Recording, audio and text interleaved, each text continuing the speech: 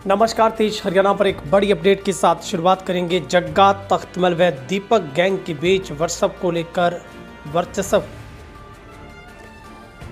नमस्कार। तेज हरियाणा पर एक बड़ी अपडेट के साथ शुरुआत करेंगे जो कि मंडी कालावाली से है, जहां पर जग्गा, तख्तमल व दीपक गैंग के बीच में वर्चस्व की लड़ाई में अब तक 3 जनों की हत्या हो चुकी है।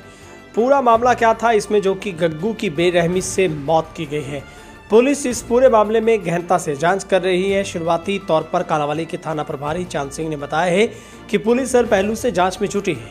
इन लोगों की पुरानी दुश्मनी है। गग्गू के खिलाफ भी 6 से 7 मुकदमे दर्ज है, जिसमें से 302, 307 जैसी अन्य धाराएं हैं। उन्होंने कहा कि पुलिस हमलावरों का जल्द ही पीछा कर उन तक पहुंचने की कोशिश में है। आरोपियों को जल्द ही पकड़ा जाएगा। 1.5 साल पहले ही इसी गैंग ने 2 को मौत के घाट उतारा था। जुलाई माह में गवाही होनी थी और गवाही से पहले ही खत्म कर दिया। गदराना में बैठा है पुलिस का अब सख्त पहरा। गांव गदराना में इस दृश्य को जिसने भी देखा वो सन रह गया, वो हैरान रह गया।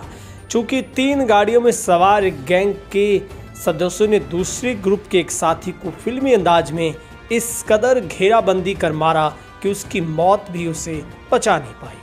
देखते देखते गाड़ियों में सवार लोगों ने घेर लिया और ताबड़तोड़ गोलियां चलाते हुए मौत के घाट उतार कर दम लिया।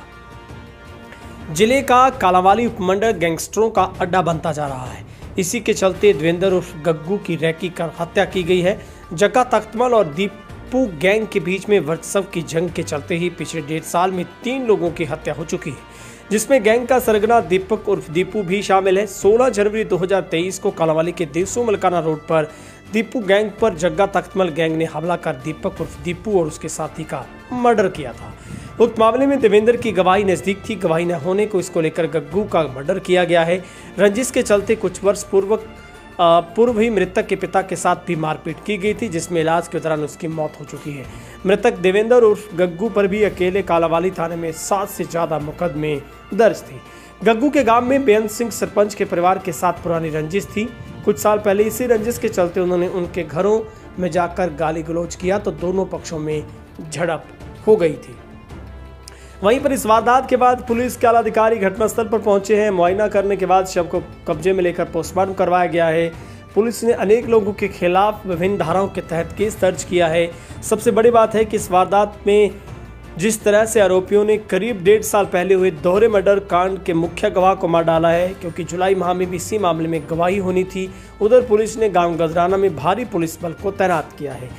थाना कालावाली के अंतर्गत आने वाले गांव गदराना में सोमवार सुबह को देवेंद्र उर्फ गग्गू अपने पालतू कुत्ते को लेकर सैर पर निकला था।